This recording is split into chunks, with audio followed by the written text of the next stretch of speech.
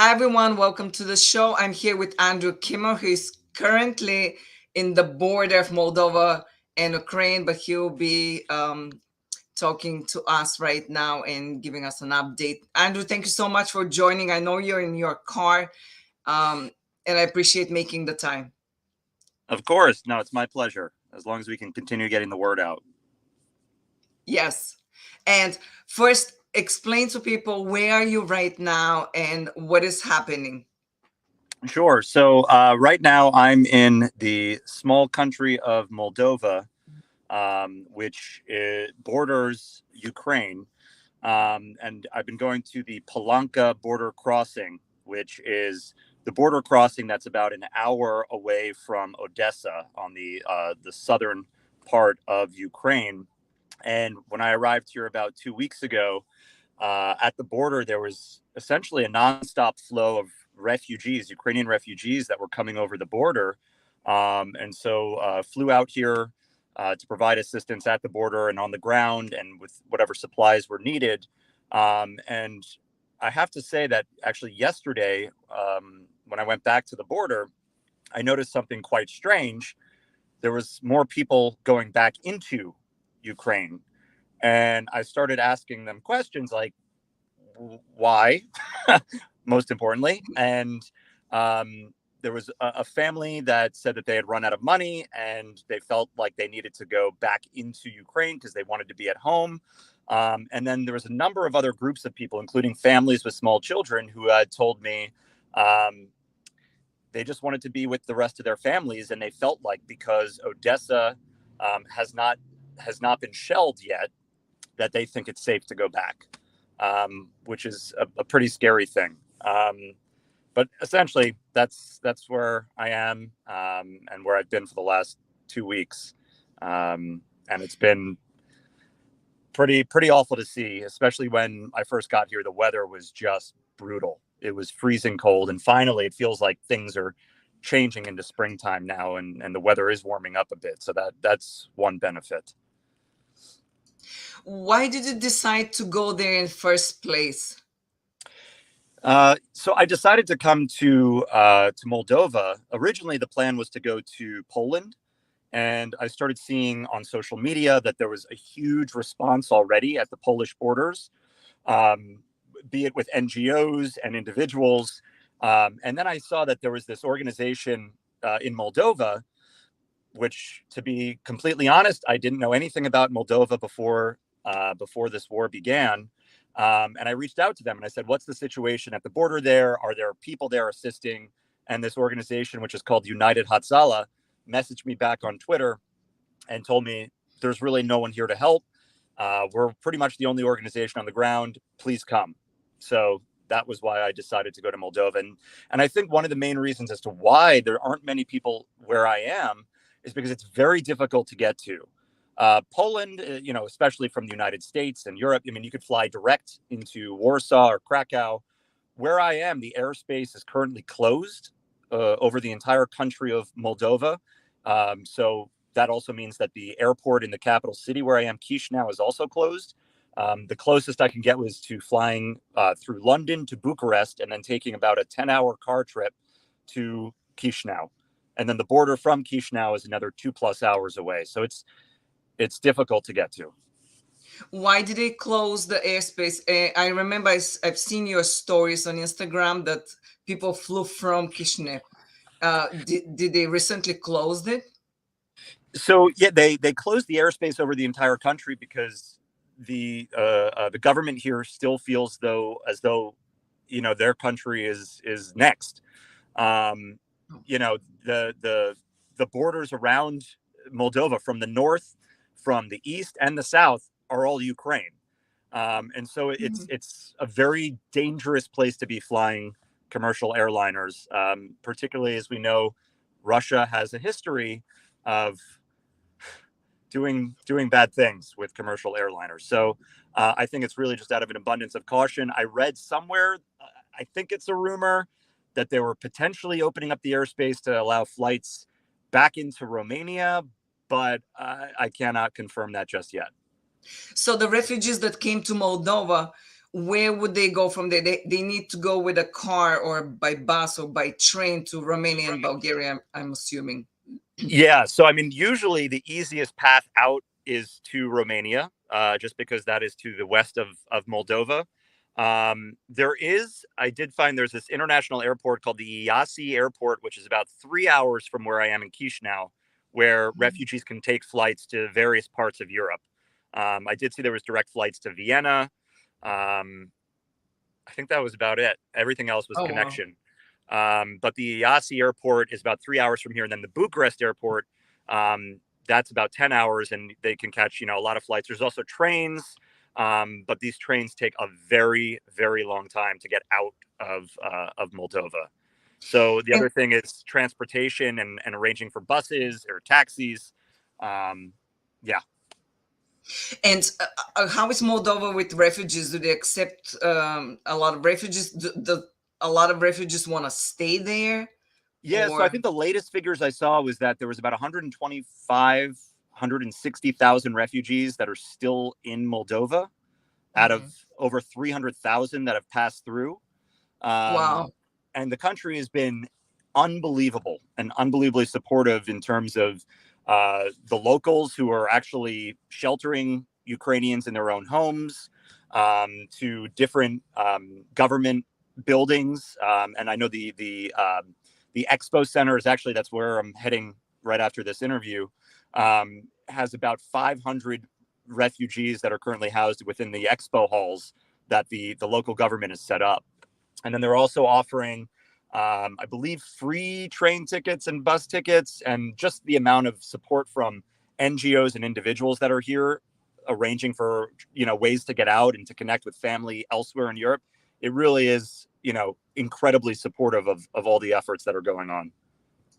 And going a little back, you went to Odessa. How was the situation there? How was the mood there?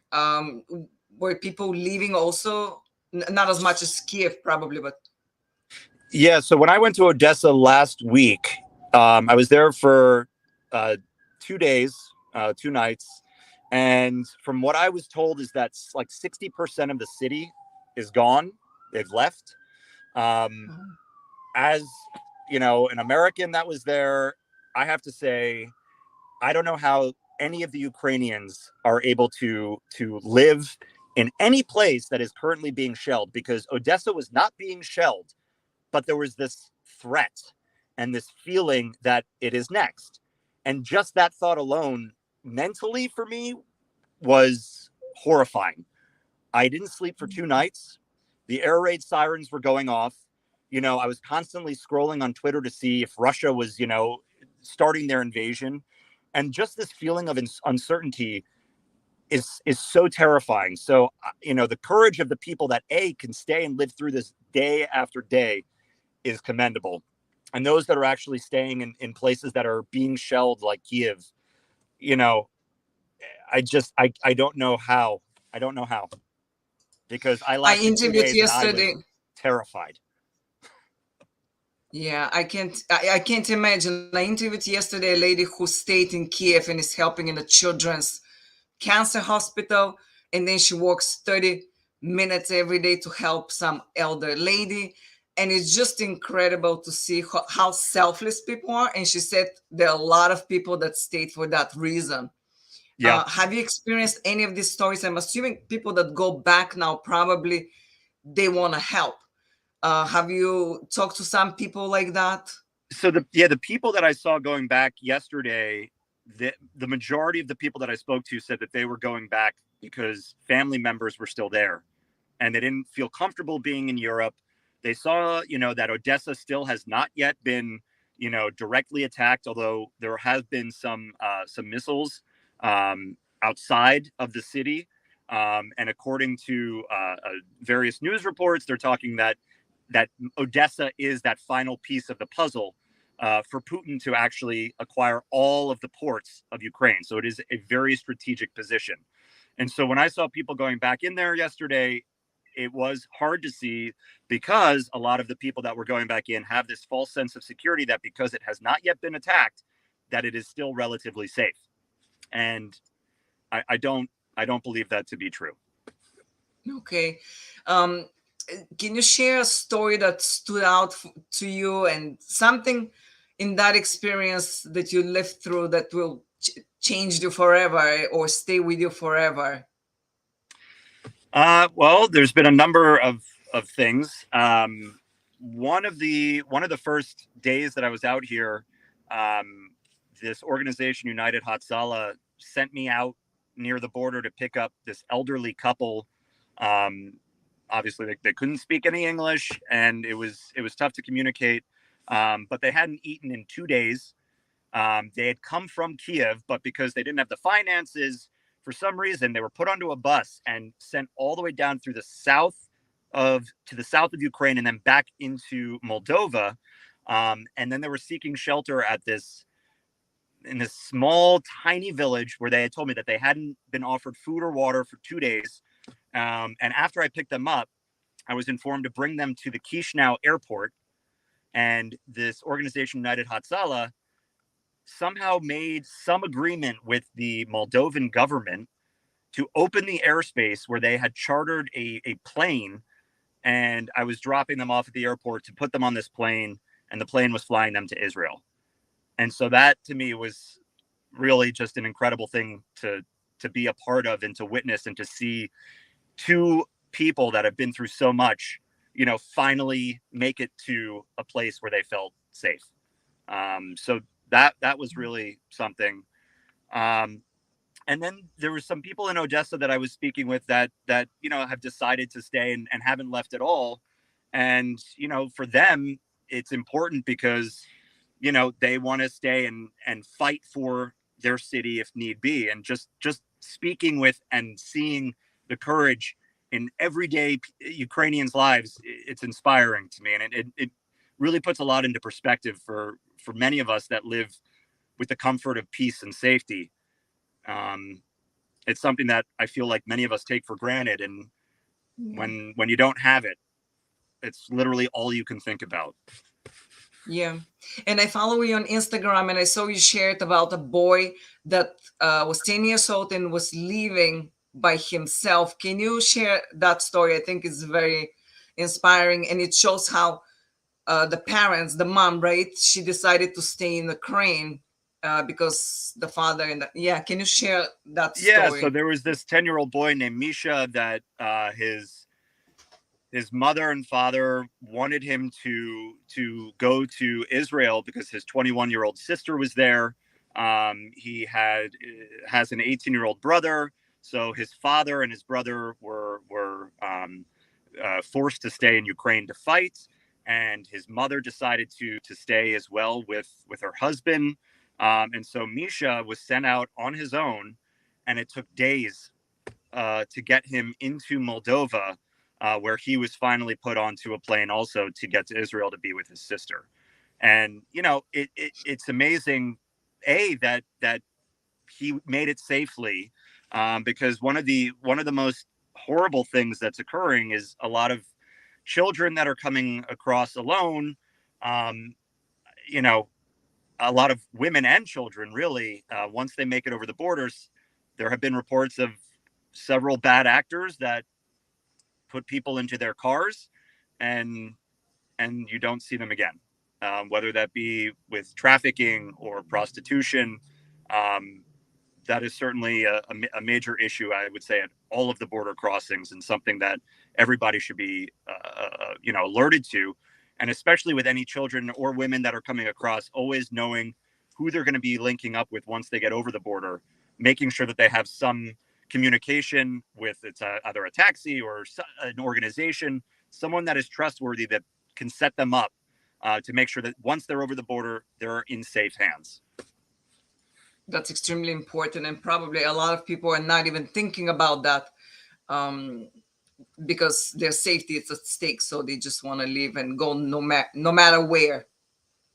And since now there are a lot of people going back and not a lot of refugees coming out of Ukraine, has your plans changed and how people can help? I know you did a GoFundMe campaign. Is that still going on? Yeah, so the GoFundMe is still live, but I just want to make it clear that refugees that I've witnessed going back into Ukraine was here at the Moldovan border. I'm in communication with a wide network of people that are within other parts and borders of Europe. And I've been told that Poland and Slovakia and Hungary are still very, very full of Ukrainians trying to leave. I think that what I witnessed yesterday of Ukrainians going back into the country is specifically because of the border location where I am and the access to Odessa, which is only an hour's drive. But I think my plans are starting to change a little bit. I've been trying to figure out over the last 2 days what is the best move, because if there is any issue in Odessa, if Odessa does get attacked, this border is going to need help. If that does not happen, for the last 2 days, honestly, I feel like I've been driving around a lot. I've been able to help out a little bit, but it's not to what it was 2 weeks ago. So I'm considering potentially going to Slovakia to provide assistance with another friend of mine, or I know some other people that are in Poland at the border. Medinka, I believe, is the border crossing, or Medica, and so I might go there to provide assistance as well. So it's I don't know. It's hard to make these decisions because if anything does happen in Odessa and I leave, I'm going to be really, really pissed off. Yeah, yeah. And I'm originally from Bulgaria, and I know a lot of refugees are there right now, and people are trying to help as well. But yeah, they're not going back. They went there and they're staying there. Yeah, and I would say the overwhelming majority. I mean, that's now today over 3 million Ukrainians have left in 2 weeks, Unbelievable. which is mind blowing for sure. And yeah, the large majority are out and they're not going back in. But I think specifically where I am, I've noticed a large percentage going in versus coming out. Yeah. Well, thank you so much for the work you're doing. And yes, so on your Instagram, I'm assuming people can go and find more about and follow you. And because you share daily updates and also the GoFundMe campaign, they can find more about. Thank you so much. And yeah, I'm wishing you stay safe and help as much as you can. I appreciate it. Yeah, and thank you for making this happen. I appreciate Yeah, you thank bringing me you. on. Bye. And Right, that's it bye-bye. for today's show. We'll see you next time. Bye bye. Okay.